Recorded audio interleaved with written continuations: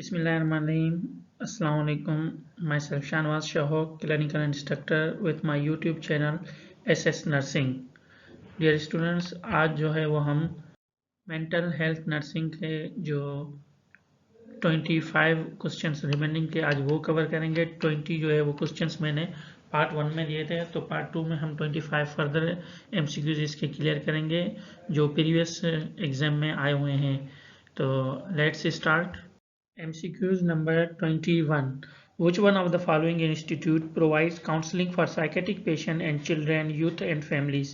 कि कौन सा ऐसा इदारा है पाकिस्तान में जो साइकेट्रिक जो पेशेंट्स हैं उनको काउंसलिंग प्रोवाइड करता है, पेशेंट्स को, चिल्ड्रेन को, यूथ को और फैमिलीज को? Option A Karwan Hayat, option B Rozan NGO at Islamabad, option C Edhi institute home, option D all of the above. तो इसका जो सही आंसर है वो है रोजान NGO at Islamabad. MCQ number 22. Pakistan has only one psychiatric for Daesh people. कि पाकिस्तान में जितने भी साइकेट्रिस्ट हैं उनमें से एक साइकेट्रिस्ट जो है वो कितनी पॉपुलेशन पे है? तो 5000, 10,000, 15,000 या 20,000? इसका जो सही आंसर है वो है 10,000, option B 10,000। Who has developed Johari windows? Johari window जो है वो किसने डेवलप किया? जोसेफ लोफ एंड हैरी एंगम ने, एनोनिमस ने, कोनार्ड ने या हेनरी जेम्स ने? तो इसका जो सही ऑप्शन है 23 का वो है जोसेफ लोफ एंड हैरी एंगम। ऑप्शन ए इसका जो है वो राइट आंसर है, ऑप्शन ए।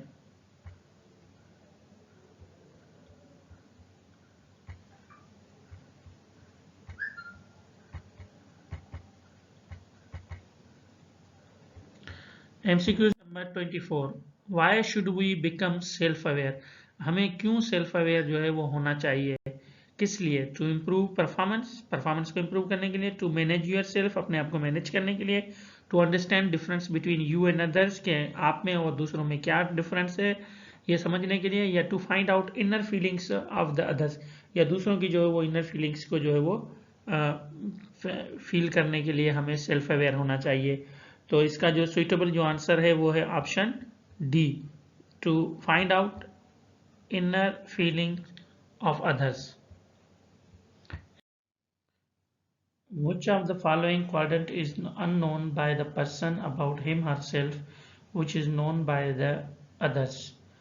के कौन सा इसमें से फॉलोइंग क्वाड्रेंट्स है जो दूसरे जो है वो बंदा खुद अपने बारे में नहीं जानता लेकिन दूसरे जो है उसके बारे में जानते हैं? Option A open, option B blind, option C hidden, option D unknown. तो इसका राइट आंसर जो है वो है option C hidden. MCQ number 26. Which is the open area for Johari window is space of? के जोरी विंडो के मुताबिक जो ओपन एरिया जो है वो कौन सा है? गुड कम्युनिकेशन, जो स्पेस पैदा करता है, गुड कम्युनिकेशन, मिसअंडरस्टैंडिंग, कंफ्यूजन या कन्फ्लिक्ट? तो इसका जो सही आंसर है MCQ नंबर 26 का गुड कम्युनिकेशन। जब गुड कम्युनिकेशन नहीं होती तो एक खला पैदा होता है लोगों के बीच में, इदारों के बीच में, या जो है इंस्टीट्यूट्स के बीच में, ऑर्गेनाइजेशन के बीच में, जिसकी वजह से मसले, कन्फ्लिक्ट, कन्फ्यूजन्स वगैरह पैदा होते हैं। तो इसका सुइटेबल जो आंसर है वो क्या है? Good communication, option A. कि एक पर्सन है, एक पर्सन है जिसका एरिया जो सेल्फ अवेयरनेस का है, जो एक्सपोज हुआ है, जो दिखाई दे रहा है कि इसकी क्वालिटीज़ जो है वो ये हैं, लेकिन सडनली जो है वो उस पर्सन की जो है वो क्वालिटी सामने आती है जो अनअवेयर होते हैं उससे हम। तो उस जो क्वालिटी को जो है वो हम क्या कहेंगे? हिडन, ओपन, अननोन या ब्लाइंड? तो इसका जो सुइटेबल आंसर है वो है ऑप्शन सी अननोन। अननोन जो है वो मतलब एक हम क्वालिटी उसकी जानते ही नहीं है, लेकिन अचानक सडनली वो सिचुएशन, अचानक सडनली वो ऐसी सिचुएशन में उस पर्सन ने जो है वो जाहिर की है वो क्वालिटी, तो उसको हम क्या कहते हैं? अननोन। इसका जो सुइटेबल आंसर होगा वो होगा ऑप्शन डी, एन एक्सेसिव और aroused state characterized by the feelings of apprehension, uncertainty and fear. अच्छा, सबसे पहले तो हमें ये पता होना चाहिए कि भाई एंग्जाइटी डिसऑर्डर जो है वो है क्या। एंग्जाइटी डिसऑर्डर क्या है कि मतलब एक ऐसा पेशेंट जिसको फियर ऑफ एंग्जाइटी हो किसी भी चीज़ से, अबाउट समथिंग, ठीक है। जैसे इसमें ये दिया हुआ है कि characterize by feeling of the apprehension. Feeling of apprehension हम उसको कहते हैं कि वरी अबाउट द फ्यूचर, या जिसको हम कहते हैं कि fear of anxiety about something like apprehension you feel about upcoming test. जैसे कोई एक इसने मिसाल दी है कि भाई अगर हमें या तो चीज़ों को एक्सप्लेन करने में डर लग रहा होगा, या हमें जो बताने में कुछ चीज़ों को उसमें से डर लग रहा होगा, कि मतलब एंग्जाइटी होगी, एक परेशानी होगी। और दूसरी चीज़ के सपोज कोई टेस्ट वगैरह आ रहा है उसके बारे में जो है वो उसकी एंग्जाइटी होगी, परेशानी होगी। या कोई ऐसा सिनेरियो, ऐसा कोई सीन, ऐसी कोई सिचुएशन जिसके बारे में, फ्यूचर के बारे में हमें पता हो, उसके बारे में जो है वो हमें परेशानी हो, एंग्जाइटी हो। तो उस सिचुएशन में हम कहते हैं कि जो ऐसे पर्सन जिनको मोस्टली ऐसा होता है तो उसको हम कहते हैं कि एंग्जाइटी डिसऑर्डर्स। ये एक मेंटल हेल्थ कंडीशन है। MCQs number 29, OCD, phobias, JED are formally classified as a disorder। OCD का शॉर्ट फॉर्म जो है वो है ऑब्सेसिव कंपल्सिव डिसऑर्डर, और फोबियाज और JED का है जनरलाइज्ड एंग्जाइटी डिसऑर्डर। कि ये जो तीनों जो है वो फार्मली क्लासिफाइड किस में, किस डिसऑर्डर में होते हैं। साइकोटिक डिसऑर्डर में होते हैं, मैनिक डिसऑर्डर में होते हैं, या एंग्जाइटी डिसऑर्डर्स में होते हैं, या मूड डिसऑर्डर्स में होते हैं। तो सबसे पहले तो हमें जो है वो ये जानना ज़रूरी है कि भाई ये जो साइकोटिक, मैनिक, एंग्जाइटी और मूड डिसऑर्डर्स ये हैं क्या। और उसके साथ साथ हमें JED, OCD और फोबिया। JED तो प्रीवियस MCQs में हम डिस्कस करके आ चुके हैं कि JED है क्या, जनरलाइज एंग्जाइटी डिसऑर्डर। और फोबिया, फोबिया किसी भी चीज़ से जो है वो हमें डर लगता है तो हम उसको फोबियाज कहते हैं। और उसके अलावा जो है वो OCD, ऑब्सेसिव कंपल्सिव डिसऑर्डर्स, वो भी हम प्रीवियस एक MCQs में जो है वो डिस्कस कर चुके हैं कि ये OCD भी जो है वो ये क्या है। अब हम आ जाते हैं कि साइकोटिक डिसऑर्डर्स और अपना साइकोटिक डिसऑर्डर्स भी जो है वो प्रीवियस MCQs में हम डिस्कस कर चुके हैं कि ये एक मेजर साइकोटिक डिसऑर्डर्स है, कि ये कंडीशंस होती है साइकोसिस की होती है।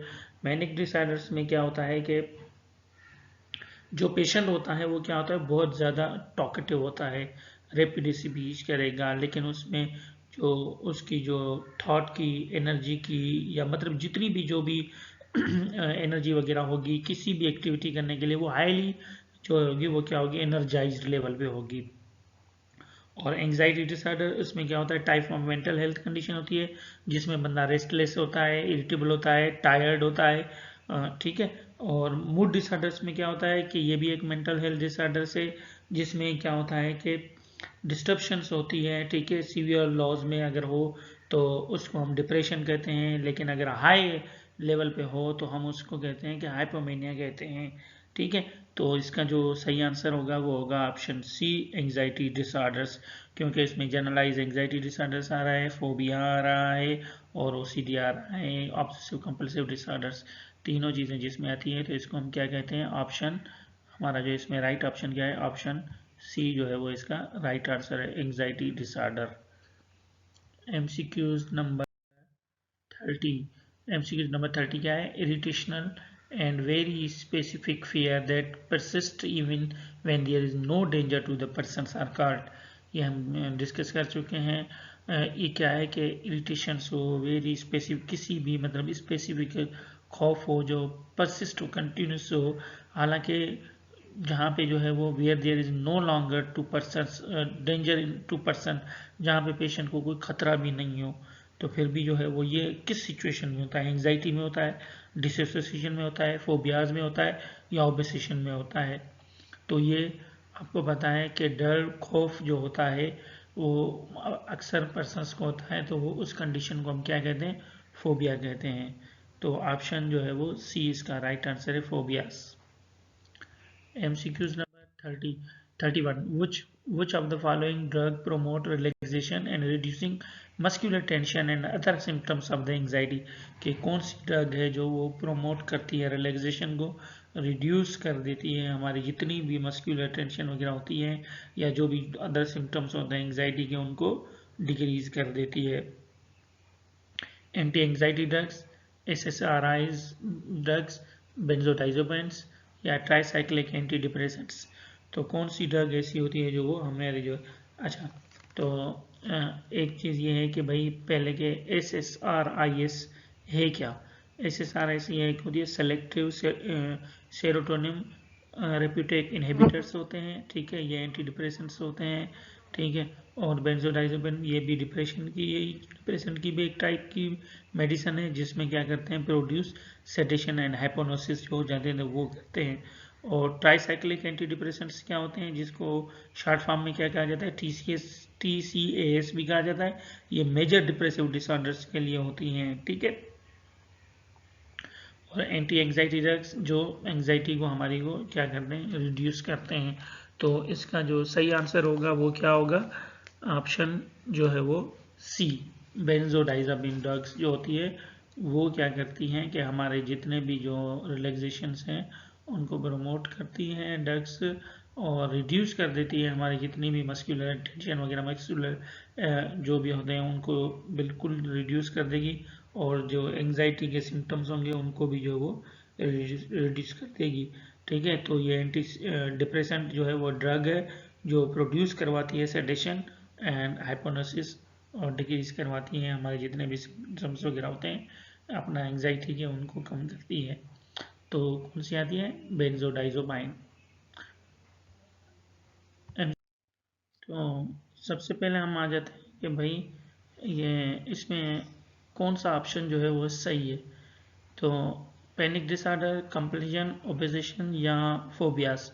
तो कंपल्शन और पैनिक डिसऑर्डर तो हम डिस्कस कर चुके हैं, लेकिन कंपल्शन और ओबेसेशन को जो है वो हम थोड़ा सा डिस्कस कर लेते हैं कि कंपल्शन क्या होता है और ओबेसेशन क्या होता है। कंपल्शन में क्या होता है कि किसी भी बंदे का जो बिहेवियर है इंडिविजुअल लेवल पे एंगेज करता है to attempt to get obsession, तो मतलब जान छुड़ाने की कोशिश करता है, to get rid of the from the obsessions, ठीक है। और ओबेसिशंस में क्या होता है कि अनवांटेड जो है वो इंटेंसिव थॉट्स वगैरह आते हैं, इमेजेस वगैरह आते हैं, ठीक है, जिसमें एक पेशेंट की जो इंटेंसिटी, डिस्ट्रेसिंग लेवल की जो फीलिंग्स वगैरह जो होती हैं वो भी जो है वो इंटेंसिवली होती हैं।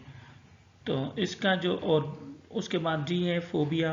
तो फोबिया में क्या आता है कि मतलब डर होता है, खौफ होता है किसी भी पेशेंट्स को, ठीक है, जो अनवांटेड जो एक सिचुएशंस वगैरह होती है तो इसका जो सही ऑप्शन जो होगा वो क्या होगा, ऑप्शन डी सही ऑप्शन होगा, phobias. Option D is correct answer, phobia.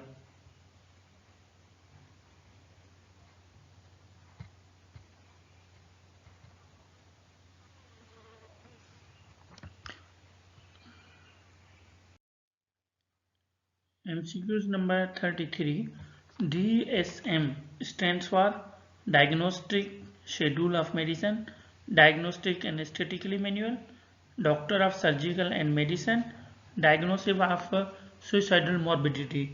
तो DSM जो वो फुल फॉर्म है वो है अपना ऑप्शन जो है वो इसका सही है, option B, diagnostic and statistically manual. Option B, DSM का शॉर्ट फॉर्म जो है वो यही है। तो इसका जो राइट आंसर है वो है diagnostic statistically manual, option B is the right answer. Option 34, obsessive compulsive disorder में क्या इन्वॉल्व होता है, मतलब क्या शामिल होता है, loss of contact with reality, unresolved anger, high level of anxiety, unresolved conflict. तो पहले हम ऑब्सेसिव कंपल्सिव डिसऑर्डर जो है उसको थोड़ा हम डिस्कस कर लेते हैं, फिर आप लोगों को पता चल जाएगा कि इसमें से कौन सा ऑप्शन है वो सही है।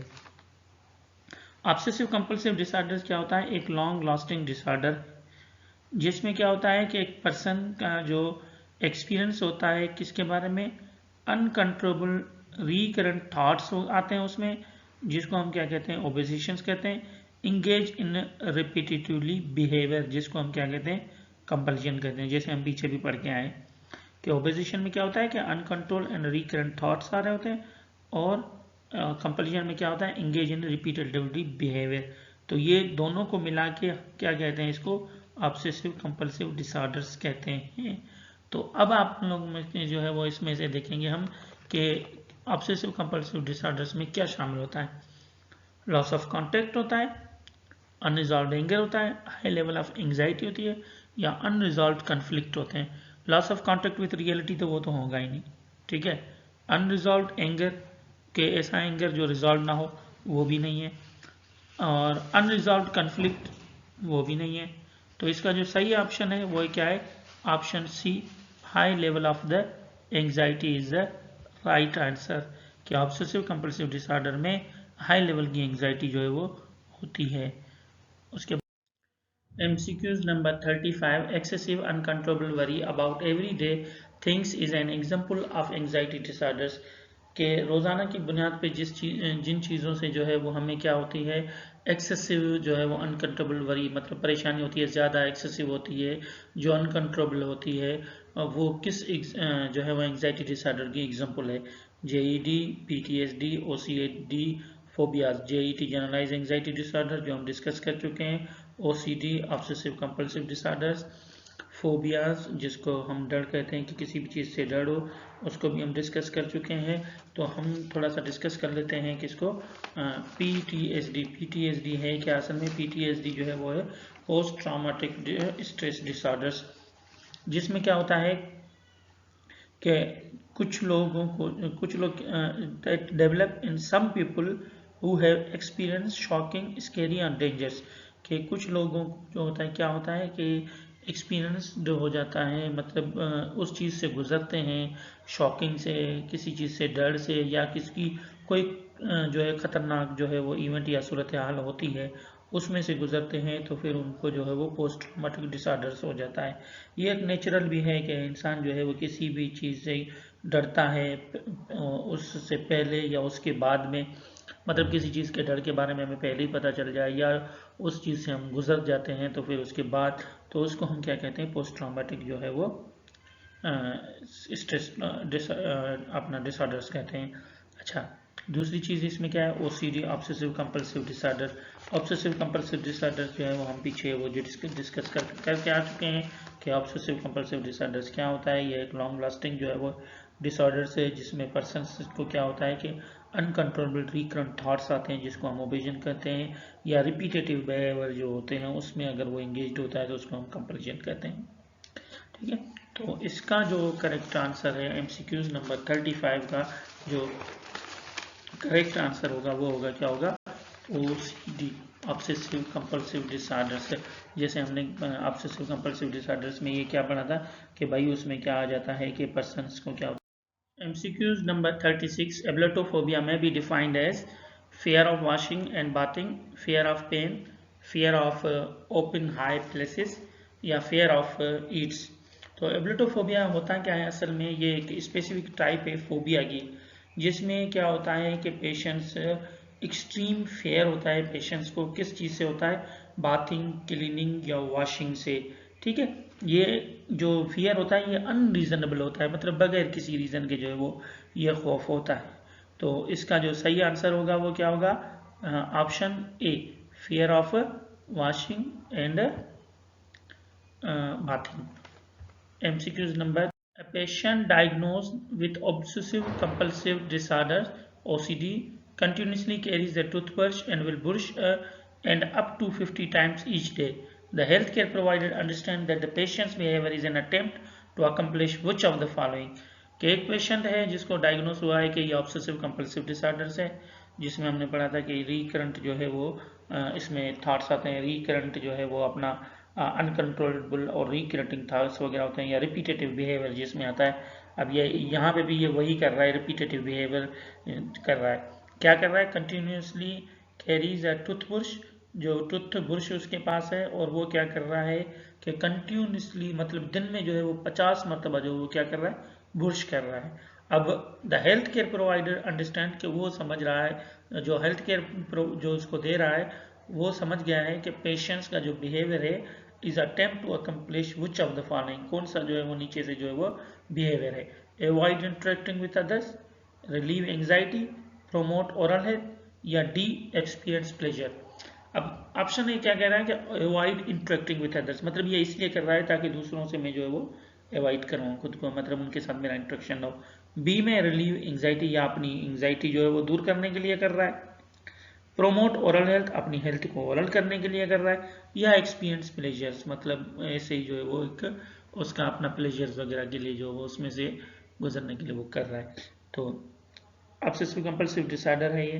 तो इसका जो सही आंसर है वो है क्या है, ऑप्शन बी, रिलीव एंग्जाइटी, कि वो अपनी जो है वो एंग्जाइटी को रिलीव करने के लिए ये जो है वो एक्टिविटी कर रहा है। MCQs number 38। Mentally healthy person has following characteristics except, कि मेंटली जो हेल्दी पर्सन होता है उसमें ये कैरेक्टरिस्टिक्स होते हैं, इसमें से जो एक जो है वो नहीं है। Positive attitude, dependency, reality perception, environmental mystery. तो कौन सा ऑप्शन जो है इसमें होगा, जो बंदा मेंटली जो है वो हेल्दी होता है, जाहिर बात है उसमें पॉजिटिव एटीट्यूड होगा, रियलिटी को परसेप्ट करने की जो है वो भी होगा, इन्वायरमेंट जो मिस्ट्री है वो भी उसमें होगी। तो जो इसमें जो एक चीज़ नहीं होगी वो होगी डिपेंडेंसी, मतलब वो किसी पे जो है वो क्या डिपेंड जो है वो नहीं करेगा। तो ऑप्शन बी जो है वो इसका राइट आंसर है। MCQ number 39. A patient expressed that the belief that police is out to kill him. This is an example of, कि एक पेशेंट है जिसको ये मतलब यकीन हो गया है कि बाहर जो पुलिस खड़ी हुई है वो मुझे मारेगी। ये किसकी एग्जाम्पल है, हेलुसिनेशन की, सेल्फ एक्यूजेटरी इल्यूजन की, डिल्यूजन ऑफ परसिक्यूशन की, या एरर ऑफ जजमेंट की। तो अब हम जो ये चार जो ऑप्शंस दिए हुए हैं इन्होंने, तो पहले तो हम इनको देख लेते हैं कि भाई ये है क्या। तो सेल्फ एक्यूजेटरी इल्यूजन्स ये होता क्या है, ये डिल्यूजन ऑफ गिल्ट है या सिन, मतलब किसी ने जो मतलब एक बंदे को एक डिल्यूजन है कि मैंने कोई गुनाह किया है, ठीक है, या मैंने कोई गलत काम किया है जिसके लिए मुझे सेल्फ एक्यूजेशन किया जाएगा। Underground feeling of remorse of guilt of delusion intensity. Delusion of persecution क्या होता है कि this is the most common is the delusion of the persecution. इसमें क्या होता है, it's when you are convinced that someone is mistreating, ठीक है, कि मतलब कोई बंदा है जो आपको मिसट्रीट गलत गाइड कर रहा है किसी कॉन्स्पिरेसी की वजह से, या अगेंस्ट कोई भी प्लानिंग वगैरह जो हो रही हो जिसमें वो आपको हार्म करना चाह रहा हो, या आपको या आपके लव्ड वन जो हो उसको जो है वो हार्म करना चाह रहा हो, तो उसकी वजह से। अच्छा, option D, error of judgement, गलत फैसला, मतलब जो अगर बंदा कर लेता है कि मतलब एक बंदा, इसकी एग्जांपल ये होगी कि she has apologised for her error of judgement, है कि मतलब कोई भी बंदा जब गलत फैसला कर लेता है तो उस पर वो माफ़ी मांग लेता है। तो ऑब्वियसली आप समझ गए होंगे कि इन चारों में से जो है वो इसका सही आंसर जो है वो कौन सा होगा। तो इसका सही आंसर जो है वो है delusion of the persecution, option C इसका जो है वो राइट आंसर है। इसमें हमने यही डिस्कस किया था कि डिल्यूजन ऑफ परसिक्यूशन में यही होता है कि एक जो कॉमन टाइप है डिल्यूजन की, जिसमें एक बंदा कन्विंस करता है कि कोई जो समवन कोई भी ऐसा है मतलब जो उसको मिसट्रीट करना चाह रहा है किसी कॉन्स्पिरेसी की वजह से, या उसके खिलाफ उसको हार्म करना चाह रहा है, या उसके लव्ड वन को जो है वो हार्म करना चाह रहा है, तो ये एग्जाम्पल उसकी है। तो option C is the right answer, delusion of the persecutions, जिसमें जो है फ्लक्चुएट फ्रीक्वेंटली होता है, मतलब चेंज होता है, वेरी होता है frequently between one level of thing to another level, के एक चीज़ से जो है दूसरी चीज़ की तरफ जो है फ्रीक्वेंटली क्या होता है, चेंजेस आ रही होती हैं। वो किस में आ रही होती हैं, बॉर्डर लाइन पर्सनैलिटी डिसऑर्डर में आ रही होती हैं। तो हम आ जाते हैं अब MCQs number MCQs number 41. Which of the following is the subtype of dramatic emotions attention seeking behavior disorders? Case में से जो है वो कौन सा टाइप जो है वो सब टाइप है किसका, ड्रामेटिक इमोशनल अटेंशन सीकिंग, मतलब खुद की तरफ जो है वो इमोशनल अटेंशन जो है वो उसकी तलाश है उसकी। तो ये कौन सा पर्सनालिटी डिसऑर्डर का रहता है, paranoid personality disorder, schizoid personality disorder, या हिस्ट्रियोनिक पर्सनालिटी डिसऑर्डर, या स्किज़ोटाइपल पर्सनालिटी डिसऑर्डर। तो एक एक करके हम डिस्कस करते हैं। सबसे पहले जो है वो हमारा है पैरानॉइड पर्सनालिटी डिसऑर्डर, जिसको हम कहते हैं पीपीडी। ये इसमें क्या होता है कि ये एक पेशेंट से होता है जिसका बिलीव होता है कि कोई जो है मुझे वो हार्म करना चाह रहा है, मतलब वो किसी भी दूसरे पर्सन पे जो वो ट्रस्ट नहीं करता, उसको यही होता है कि कोई ना कोई जो है वो मुझे हार्म करेगा। और दूसरा जो है वो शिज़ोइड पर्सनालिटी डिसऑर्डर्स में क्या होता है कि ये क्या करते हैं, वेरी लिटिल जो है वो इंटरेस्ट शो करते हैं रिलेशनशिप बनाने में लोगों के साथ। और हिस्ट्रियोनिक में ये क्या करते हैं कि इसमें क्या करते हैं, ये pervasive pattern of attention seeking behaviour होता है, जिसमें theoretically level of emotions late adult या अर्ली एडल्ट में होता है, मतलब कि तवज्जो के मुतलाशी ये होते हैं। तर्ज अमल का एक वसी अमल है, जिसमें जिसमें ये क्या होता है कि जज्बाती रद्द अमल की खुसूसियत ये रखते हैं, जज्बाती रद्द अमल की खुसूसियत भी ये रखते हैं, और ये जवानी के आखिर में या इब्तदाई जवानी में जो है वो ये होता है। और उसके बाद है स्क्वाइजल टाइपल पर्सनालिटी। टाइपल पर्सनालिटी में ये क्या आता है कि इसमें क्या होता है, अनयूजुअल थॉट्स आते हैं, स्पीच आते हैं, बिहेवियर में जो एक बंदे की जो है वो एबिलिटी को हाइंडर करते हैं, ताकि वो जो है वो रिलेशनशिप जो है वो मेंटेन जो है वो नहीं रख पाते। तो इसका जो है आपको पता चल जाएगा, ऑप्शन सी सही है, हिस्ट्रॉनिक पर्सनालिटी डिसऑर्डर, क्योंकि ये अटेंशन सीकिंग बिहेवियर जो है वो इनमें होता है। Option C histrionic personality disorder. MCQs number 42. The term sociopath or psychopath is sometimes violated to law used to describe which of the personality disorder के सोशोपैथ या साइकोपैथ दोनों में से जो है वो किसी एक में जो है वो क्या करता है कि लॉ को वायलेटेड करता है।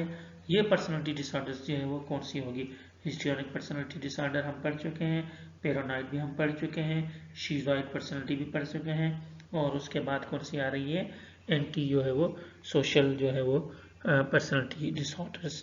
तो इसका जो राइट आंसर जो होगा वो क्या होगा, anti social personality disorders. Option B is the right answer, anti social personality disorder. MCQs number 43. The 29 years old girl brought to the mental health care center by her mother.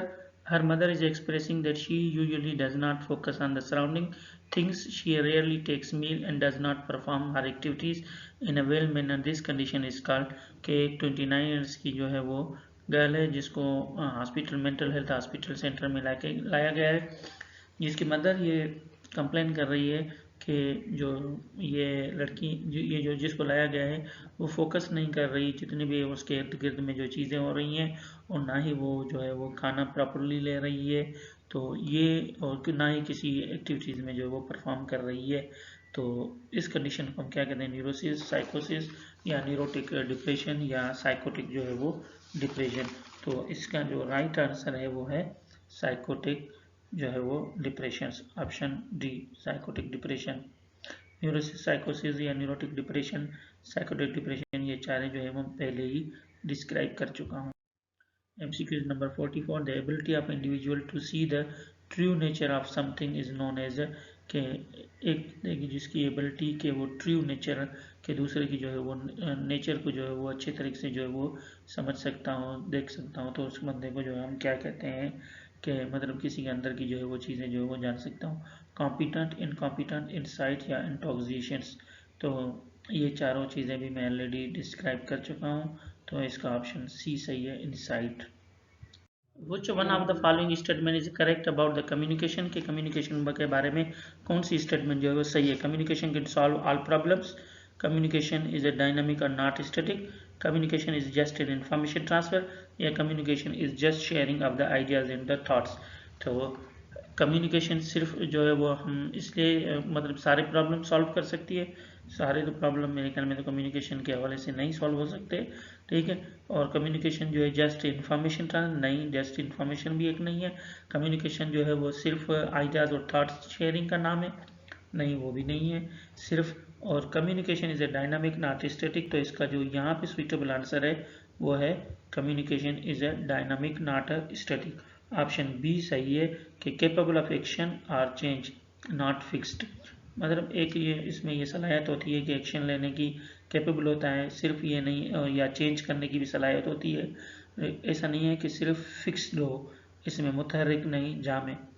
ठीक है, तो इसका जो है वो communication is a dynamic not static. तो इसका right answer है बी ऑप्शन।